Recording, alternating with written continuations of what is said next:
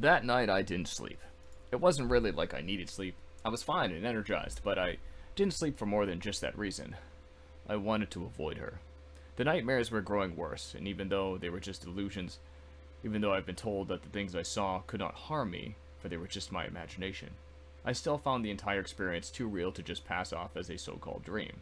The pain felt real, and even though it did not harm my physical body, it remained in my psyche, where it threatened with promises of insanity. My father was out on a business trip, leaving the house vacant of life.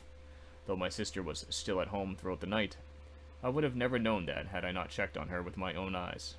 Doubt would continue to fill my beliefs, and I had to prove to myself that she was really there, that she was alive, though asleep. I needed proof that she still remained in this realm of existence. Peeking through her door on occasion, I would see this, hear her breathing, and see her moving, but it seemed so lifeless, so far off in the distance. It was like she really wasn't there. I had always been like that in my life.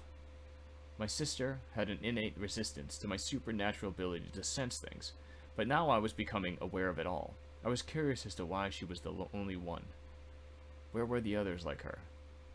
Without my father, the house was quiet. The still air was void of emotion, and the only resonance of life seemed to have come from me, though subtle and controlled. It was a peaceful scene, and I enjoyed it much, as the fast, fractured impacts of drowned misery slowly vacated the house and followed my father off to whatever hotel he was at for the night. For once I could think clearly. After devoting some time to thought, I wanted to leave my room and do something else. I really didn't want to stay here and risk any outworldly experiences. With the time I already spent laying in my bed, I had begun to feel the strange sensations of another being. The far wall coruscated with slowly moving lights, as though emergency vehicles were parked outside in a lethargic display of time. I passed it all off as some delusional dream setting that tried taking place as a result of the hour being my traditional time of sleep. I, however, knew that such an excuse was simply not true, and my urgent curiosity demanded that I saw more. Just a little more. Clutching onto my red, oversized pillow that had the stenciled outlines of some of my favorite cartoon characters, I decided to close my eyes and see what it was my mind was capable of seeing. It didn't take long, at all, in the silence of my room, and in the still air of my home. The soft, comforting surface of my bed slowly floated away from underneath me, leaving my body suspended in air as the darkness in the room began to waver and glow. My eyes were open. I did not remember opening them, which had led me to believe I was seeing through my closed eyelids. They were my only physical boundary to closing off the world around me, and now they had failed at even that. The lights were like that of an aurora that flowed freely throughout my room, as though it was the southern hemisphere sky, and every thought, every breath, and every emotion that trickled from within me would cause a change in its color, and the dancing vapors would flicker in response. I slowly faded from this world and joined in its mass. It was huge. It was a life far larger and more vast than any one child of mankind. I couldn't tell what it was, only that it was alive, and seemed to stretch down from the skies like the currents of blowing wind. It reached into the hearts of every living being, but only the species that remained self-aware. It wanted only the descendant genomes of mankind, and turned a blind eye to any primal beast that passed through its encompassing form. We were not only the tastiest, but the most plentiful morsel. Pulses like electric currents along a circuit board fired across this massive, ghostly body, invisible to the human eye and in response to every emotion relayed through the victims it held in its grasp. I was in the midst of it, but I was not weaved into the thirsty tongues of its hungry jaw. I was at its heart, the center of its life. Each emotion that flowed into its core had passed through me, and I could feel the enthralling sensations threatening to accumulate to unimaginable levels. It dulled every waking memory that I had, diminished every event I had once called exciting. My entire life was brought into a pale comparison, and the idea of living such a short and mortal life seemed entirely fruitless. It was addicting to feed from these energies. It was an extraordinary ecstasy, and its power was so immense that I was baffled by the simple idea that I could survive such a wealthy taste of wonder. Climbing through my limbs were the vibrations triggered in response to the passing empathy. The images and smells of euphoria trickled from my head into my heart, seething with the acquisition of vital energy. I grew in scale with every feeling I drank, grew in power with every life influenced. Within moments, I had grown into an immeasurable monstrosity that wanted nothing more than to fulfill its own selfish needs, and I would turn every life into a boiling entropy without hesitation, for that was the most satisfying of entrees. I clutched my necklace in my hands. The hypnotic sounds and imagery that diluted my senses exploded into vile spasms. I had separated from the being and felt its massive form reeling back from me as if I was the blinding light of a star. Sharp metallic sounds rang out as though a feral beast screamed and thrashed in its death throes, and I could feel it begging for mercy. The sensations subsided quickly as adrenaline coursed through my living body, calling me back to it, with urgent need, and the vast encompassing form I had taken had faded. I had become myself again, and I was wide awake. I had thrown the pillow that was pressed against my chest and jumped from the bed with a spring of vigorous energy. I had spent enough time in my room, and it was about time to move on. The remainder of my night was spent downstairs on the couch, where I turned on late-night television shows to occupy my stimulated mind. Hitting the power button on the remote was like firing back in time, 10 years ago, as old soap operas reincarnated and bored my mind with their terrible acting and horrible, moral-driven endings. I wasn't just limited to that, as I could have watched the conspiratorial UFO-inspired television shows, hosted by old retired professors, who had the hairstyle of somebody who tragically made contact with a naked high-voltage electrical cord. Even that idea was a turnoff, as I felt my imagination was already losing control, so I settled with silent cartoons that had enough flourishing colors to keep my brain occupied until the morning. After about 3 hours of watching reruns while sitting upside down on the couch, making up my own dialogue to the silent, lip-moving characters on the screen, my sister had come down the stairs. With slow, heavy footsteps, she had made it to the hardwood flooring of the first floor and peeked her head around the corner into the living room. "Derek?" she asked with a curious tone. "Yeah?" I answered back, my eyes still locked on the television set as my head hung off the front end of the couch but a few inches from the floor. "What are you doing up?" "Watching TV." "Are you alright?" I turned away from the television, looking at Kristen with a crooked head, as I tried to upright her image. Gravity pulled my hair to the ground, which made for an electric hairstyle similar to the alien abduction professors that were on the show about space. "Yeah, I'm alright." She wasn't used to seeing me up at this time, which I could understand, but I never expected it'd make her act weird throughout the rest of the morning. She asked me if I was still having breakfast, as though my early awakening would have changed my opinion. It was always a yes, even if I wasn't hungry, and how she then went about making the food seemed to be entirely out of rhythm. Not until it was about the time she would have dragged me out of bed and down the stairs did she seem to return to her normal self, and her irate motherly tone came right back to full livelihood. Kristen had demanded that I take a shower, which was unusual for my morning routine, and when I had finished her request, I had realized I was running late for school. When I urgently came rushing into the kitchen, expecting Kristen's fingers to be just shy from the trigger to the restraining clamps of self-control, I came to the sudden surprise that she wasn't concerned with the time at all. I think I'm late," I said, emphasizing what time it was as though Kristen was simply unaware of the fact herself. "Derek, you're not going to school today," Kristen informed me, and it nearly caused me to jump in excitement. If only I knew something else wouldn't have followed. "You have a doctor's appointment." My heart sunk. A doctor's appointment? It was a string of words that was dreaded by every 11-year-old boy, and by first repulsive instinct was for the very same reason as any other child. I hated needles, but that wouldn't have been enough to stop me from going. Even that terrible awkwardness of having to sit around a large sum of sick and dying people, that wasn't enough. When it really came down to it, I could tough out anything, or so I told myself. But there was something a lot larger than anything breathing down my neck. The doctor was the last suspecting individual whose eyes had to be closed. They were curious about me, and I could not further intrigue their curiosity. "I'm not going," I shouted to Kristen. It was a simple and aggressive tactic, but I sure hoped it would have worked. "Don't start with me, Derek." Kristen placed a fist on her hip, while her other hand sprung out an unwavering and declaring pointer finger into the air. "You are going." I ran into the living room, pouncing on the couch and folding my arms into a defensive gesture. I had to collect my thoughts. In the past, I never stood a chance against my sister in an argument, and her hardened will to deter my imposed suggestions would make it all the more difficult. She came running into the living room after me. "Up and out of that seat. Get ready. You're going whether you like it or not." I didn't move and kept my eyes low.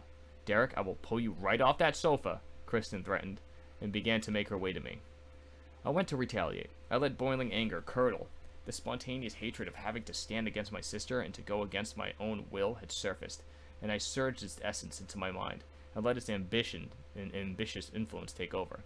My thoughts fired up, reaching into Kristen's direction and splaying out in all directions as though firing blindly. I was unable to find her. By sheer chance, I had felt something stirring, a whisper, a voice in the distance, a buried feeling, and I leapt at it like a starved predator upon a wounded prey. Kristen's own anger was enough to make a tiny appearance in the energetic fields of emotion, and it gave her away. This was my one chance. "I'm not going!" I shouted, implanting my suggestion with a force that shook the air. As though throwing a fist into a brick wall, I felt the impact come right back at me, and a freezing coldness pierced into the back of my mind. It was a pain unlike any migraine, as a large void of emptiness opened within my head, and threatened to collapse the integrity of my skull. Like the endless hunger of a black hole, it tore my thoughts from my mind, and I desperately fought to get them back.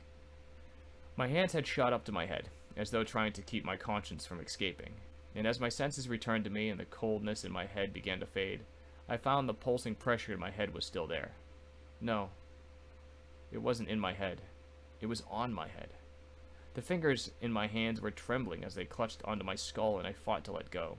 Easing their gripping tension, I began to alleviate my head from its attempt to self-exterminate.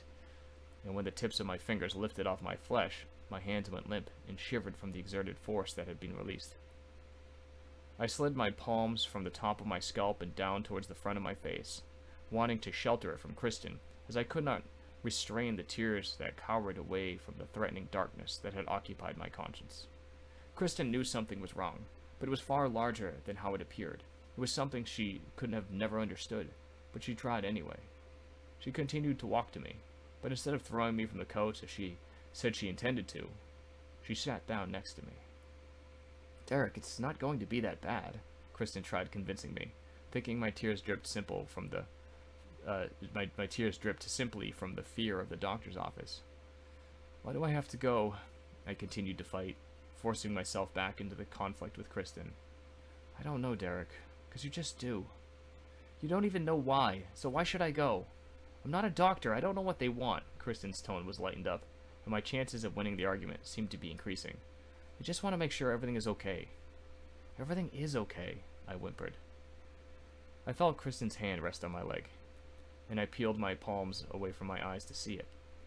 Her fingers were long and sleek, of a healthy color, and lacked any cuts or gashes that would have suggested hard labor.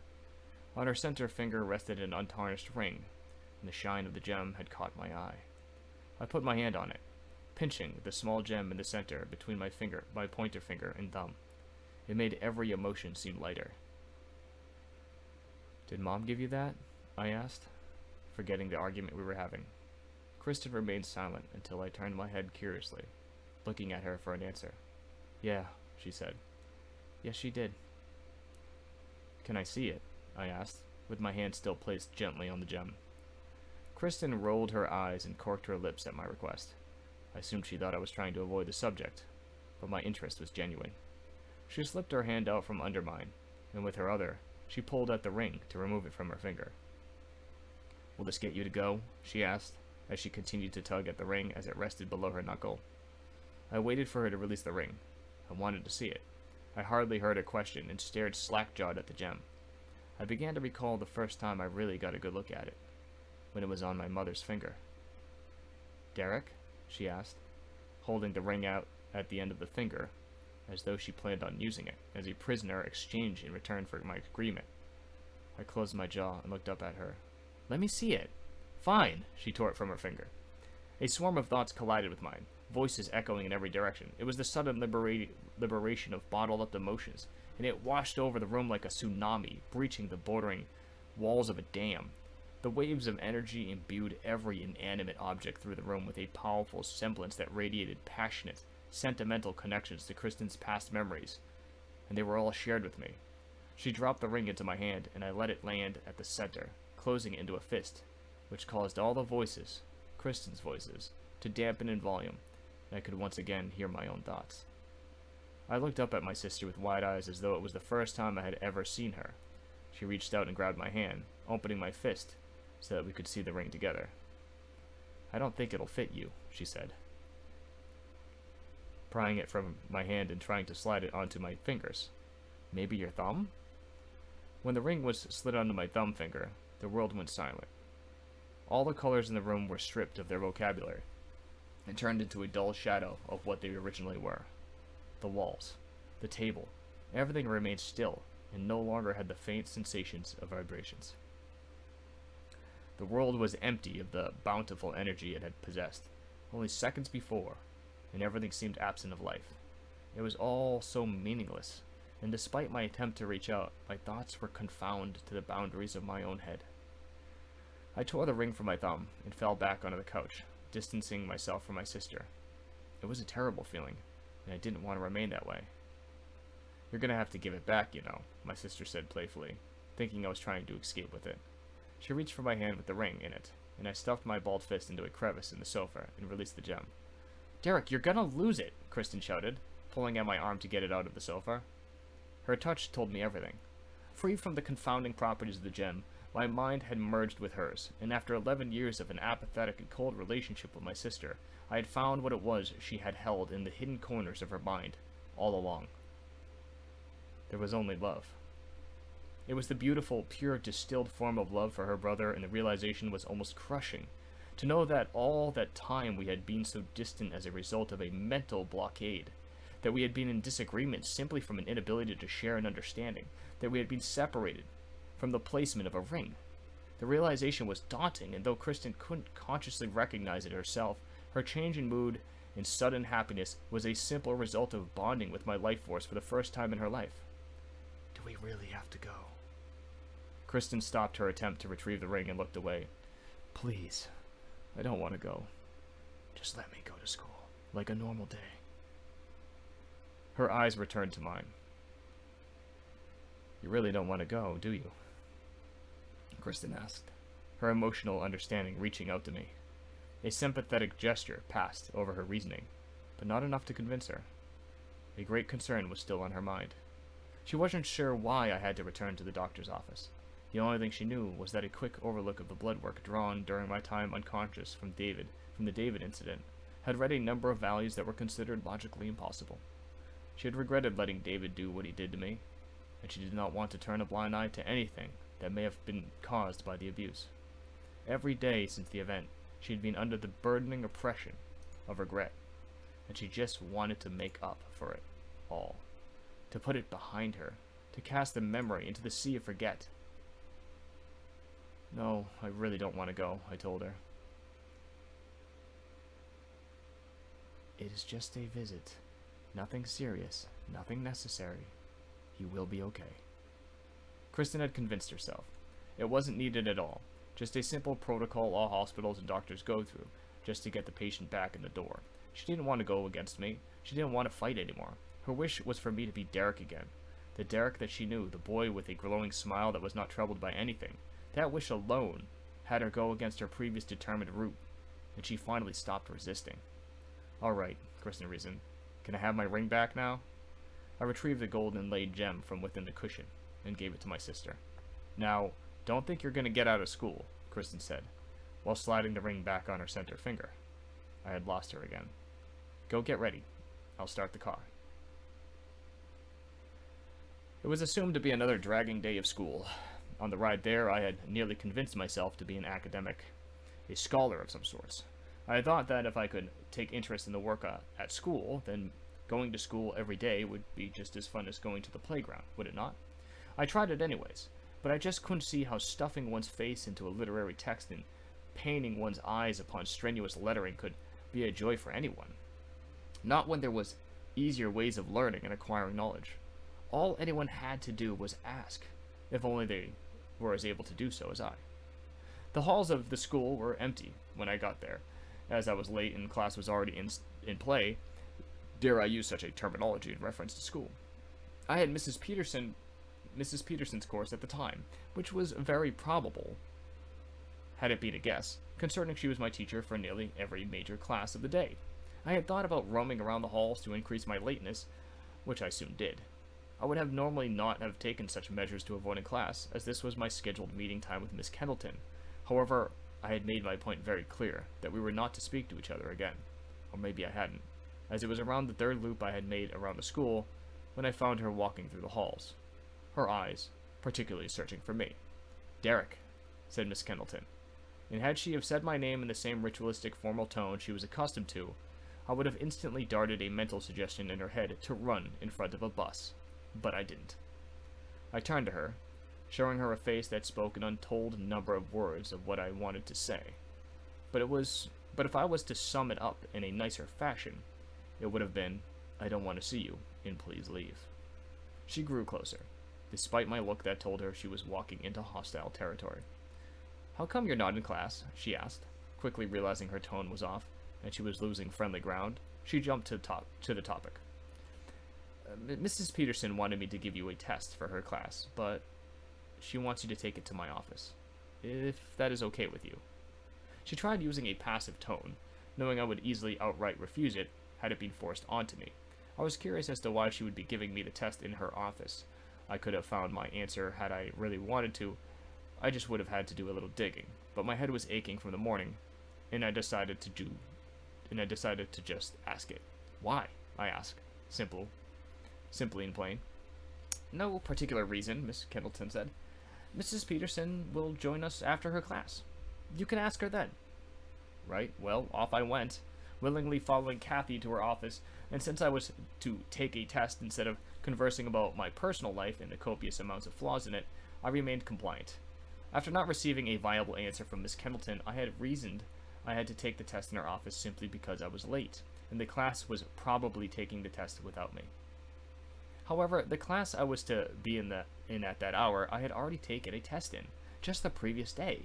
What kind of test was this going to be? After following Miss Kendleton back into the discomforts of her office, I sat down and was presented with a test that appeared to be the same material I had taken before. When I had voiced my concern, Miss Kendleton had fabricated an excuse that there had been an issue with the previous tests, and that I was to simply take it again. She claimed that this was directly addressed from Mrs. Peterson, and that her understanding of the problem was at a minimum. I was confined to a desk that was not previously in Miss Kendleton's office, but placed there solely for my expected arrival. It would have been a nice gesture to have sat in her luxurious, arm-resting, leather-embroidered rolly chair parked in front of her broad wooden desk, with enough space to sprawl out across and nap on for the evening. Unfortunately, such gestures were never made, and I sat in the makeshift student desk that was probably torn from an old storage room, which was home to the damaged school equipment. Staring at the test before me, I had recognized some of the characters' names and questions from the test before, but the questions were entirely different. Had they have been the same questions, I would have easily remembered the answers, but these weren't capable of being reworded into like sentences from the previous tests.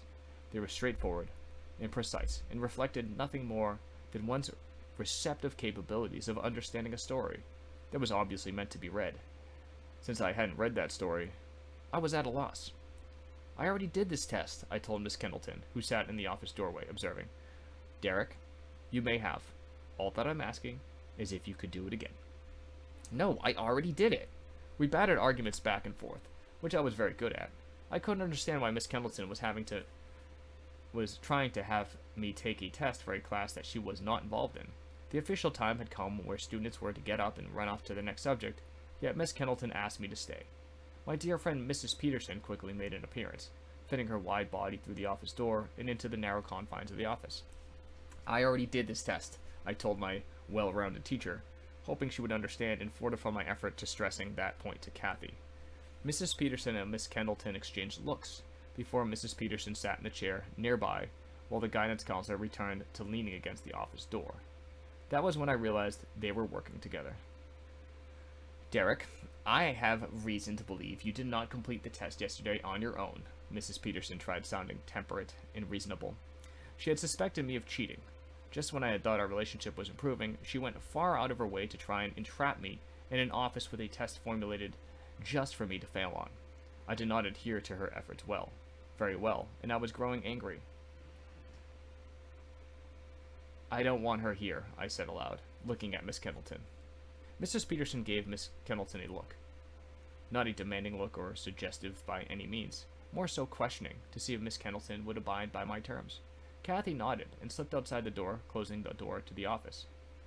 I was not facing towards the office entrance, but I could tell she was looking in the window.